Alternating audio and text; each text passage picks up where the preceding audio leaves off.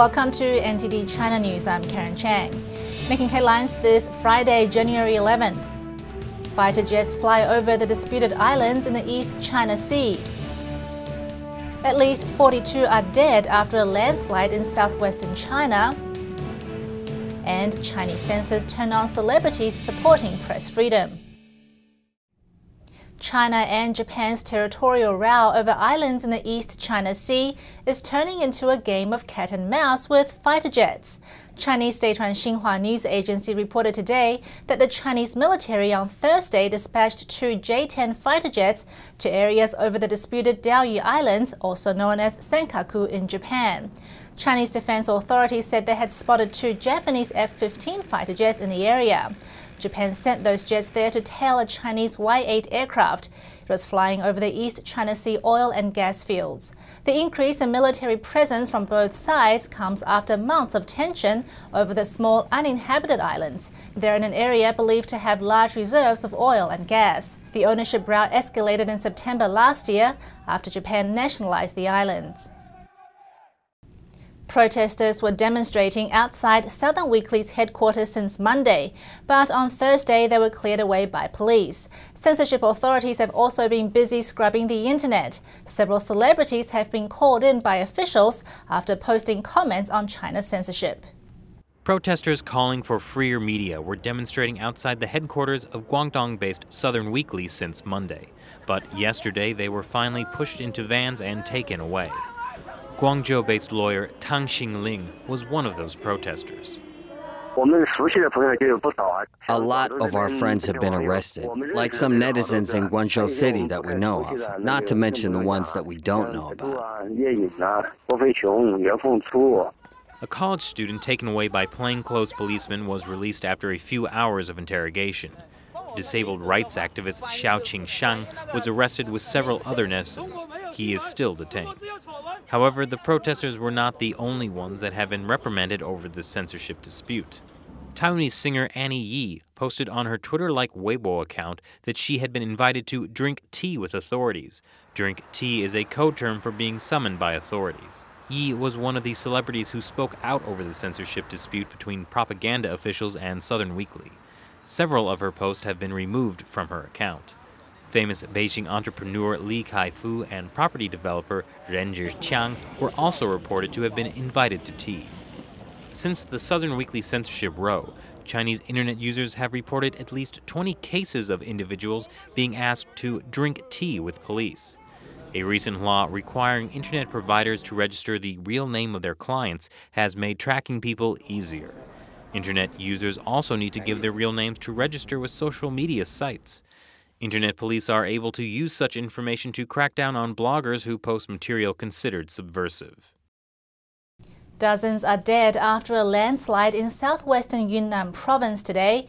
Rescue workers are still digging out the remains of several houses. The death toll is expected to climb. Here's more. A landslide in China's southwest Yunnan province buried 16 houses and killed at least 42 people today. About a dozen more are still buried. Rescue workers and neighbors are digging into the mud hoping to recover the last inhabitants. The landslide happened at 8:20 a.m. local time, according to the South China Morning Post. It reported most of the inhabitants were sleeping when the landslide happened. To make matters worse, the area is experiencing unusually low temperatures right now. The rooftops are covered in snow and the ground around the landslide is snow-coated as well. The landslide occurred in a small town called Gaopo Village, about 350 miles from the province's capital, Kunming. Because the area is very poor, the houses were not well fortified and easily collapsed. This is not the first time a landslide has happened in this area. In early October 2012, a landslide struck a similar small town about 40 miles away. That landslide buried a schoolhouse, killing 18 children and 1 adult. This week, China's official Communist Party media have signaled it will reform the notorious labor camp system. It's bringing that system under scrutiny, both for human rights abuses and for guzzling massive amounts of taxpayers' money.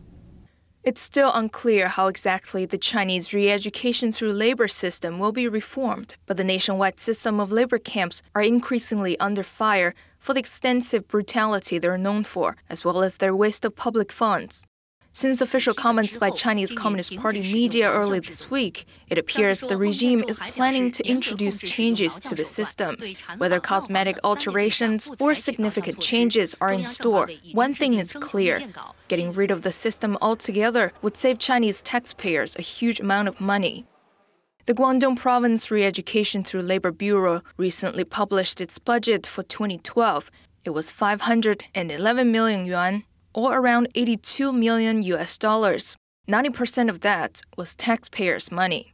Online author Wu Jianguo said this is theft of the public's hard-earned money. That means the system is harmful to everyone, not just those detained in labor camps. If just one province like Guangdong needs more than 400 million renminbi, then how much is needed for all of China? It would be an astronomical figure. This money is from public finance, which means it's the money of taxpayers.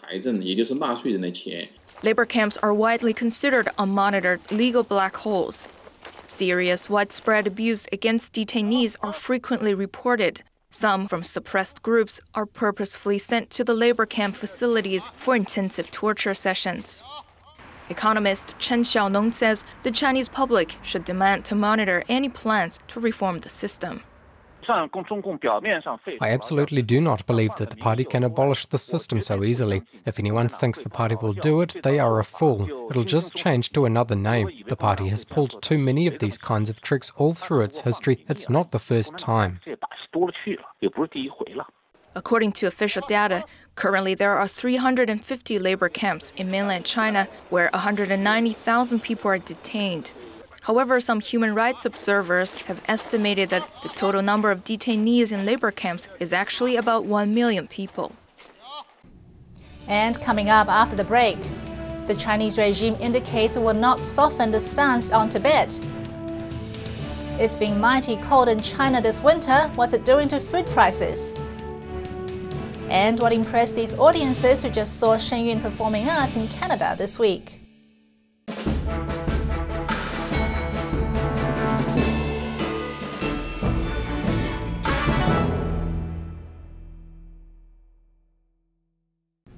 Welcome back.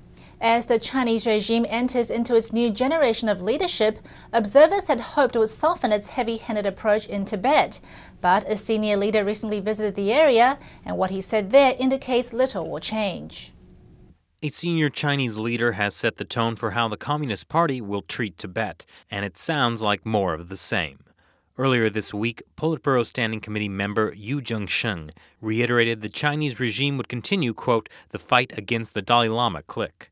Yu is one of the 7 new members of the Communist Party's top ruling circle. Dawa Tsering, a representative of the Tibetan government in exile, says the Chinese regime uses terms like the Dalai Lama clique to legitimize its suppression in Tibet.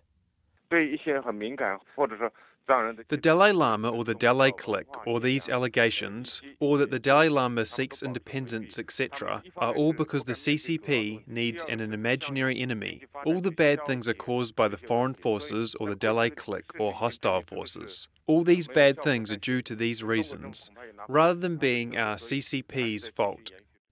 Yu Zhengsheng spoke in Sichuan province on an inspection tour. The area is home to a large number of Tibetans. The situation in the region has deteriorated over the past year. According to the International Campaign for Tibet's website, since March 16, 2011, there have been 94 self-immolation protests by Tibetans. Yu called on Tibetan monks and nuns to be patriotic and obey the laws during his 3-day tour from January 6 to 8th. He also called for an increase in income for herdsmen and farmers, as well as improvements to infrastructure.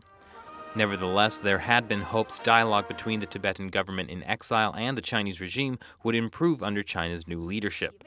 Party chief Xi Jinping's father reportedly had a close relationship with the Dalai Lama before the Tibetan spiritual leader went into exile. Xi Sr. had been seen sporting a watch the Dalai Lama gifted him. However, last year in the Tibetan capital of Lhasa, Xi Jinping said he would fight against the Dalai Lama clique. He also claimed the, quote, incredible development of Tibet over the past 60 years was due to Communist Party rule. The extreme cold weather in China is being blamed for pushing up inflation. The freezing winter has made vegetables and pork more expensive. In December, the Consumer Price Index reached a 7-month high. China's National Bureau of Statistics says it was 2.5% higher from the previous year. Chinese stocks also took a plunge on the news. There are concerns over whether Chinese exports and credit growth will rise due to the inflation. Snow in North China and warmer temperatures in the south have affected the growth of vegetables and their prices. Transportation has also been disrupted. Also, with less produce available, people are eating more pork, driving up the prices for that commodity. Sinolink Futures believes vegetable prices climbed more than 8% in December alone. Bank of Communications chief economist Lian Ping believes that the Consumer Price Index will grow to 3 or 3.5% this year. And this cold winter has pushed the mercury down to record lows in many cities across China. But aside from fueling inflation, the winter has created some unexpected inconveniences for some residents. This winter in China has been one of the coldest in decades, with average temperatures in some regions hitting their lowest in over 40 years, according to state-run media. China's national average temperature dropped to 25 degrees Fahrenheit since November 20th, the lowest in 28 years, according to the China Meteorological Administration. In northeast China, average temperatures reached a 43-year low of 4.5 degrees. Northern China dropped to an average of 18.7 degrees, the lowest in 42 years. Surprisingly, the recent icy weather is being blamed on global warming, as shrinking ice in the Arctic region changes weather patterns. Polar fronts with freezing temperatures are being pushed to the south, Zhou Botao of China's National Climate Center told the state-run China Daily newspaper. Snow and ice storms have led to power outages, cancelled flights and closed highways in several provinces. State-run media reported that 1,000 ships were stuck in frozen Lijiao Bay in the eastern Bohai Sea as of last week. And in southern China, a historic controversy about the lack of heating has resurfaced. In the 1950s, a line was drawn that split China into a northern region that received heavily subsidized public heating and a southern region that got nothing. Southern Chinese have been voicing their complaints about the situation online, as well as mentioning another pesky grievance. Apparently, iPads and other Apple products take an extremely long time to charge at low temperatures. Although Apple employees explained that this is normal, desperate users have reported smothering their iPads in blankets, heating them with hot water bottles, and blasting them with hair dryers to speed up the charging process. Classical Chinese dance has a history of thousands of years. Now, New York-based Shen Performing Arts is bringing this ancient and dynamic art form to audiences around the world. Next, we hear from some of those who saw this year's season of Shen in Quebec, Canada, this past week. 3 weeks before the show, Shen Performing Arts had sold out in Quebec, Canada. This ballet dancer tells NTD what she felt after seeing the performance. I feel happiness. Sometimes it's nostalgia, wonder at the number of dancers there were on stage, and they are synchronized at the same time. It's amazing to do such work. Although not a professional dancer, Lawrence has been doing ballet for the last 15 years. She notes the difference between ballet and classical Chinese dance. Especially the formations, how the dancers move, how the dancers enter, how the dancers interact with each other is very different from ballet. The main actors usually are offset and are at the very front of the stage in classical ballet, while here everything is mixed, everyone is mixed, and it produces an incredible result. When asked if she had a favorite dance, Lawrence said she liked them all. No, I don't think so. I adored them all for different reasons. Phoenix Fairies was very graceful, very majestic, and let's see, dances that were most masculine were very playful, very funny. I loved the entire show. Classical Chinese dance is one of the most demanding dance forms in the world. Lawrence said the dancers made the moves look effortless. I cannot judge because I don't practice them, but it looks so easy when they do them. And then we always say when it looks easy, there is remarkable work that goes behind all of that, because it's amazing to not realize how difficult a technique truly is. Shen boasts a scenic backdrop that not only changes with the live orchestra, but interacts with the dancers. It is. It's fantastic. That is, it's remarkable with multimedia. The synchronization of the dancers with respect to the multimedia is just crazy. And with the music as well, the drums when he played tam tam, it was crazy. Shen is next performing in Kitchener, Ontario. The performances run from January 10th to 11th. NTD News, Quebec, Canada. And that's all for this broadcast of NTD China News. For more on China-related topics, visit our website at ntd.tv or subscribe to our YouTube channel, NTD on China. Coming up next is this week's episode of Discovering China. Stay tuned.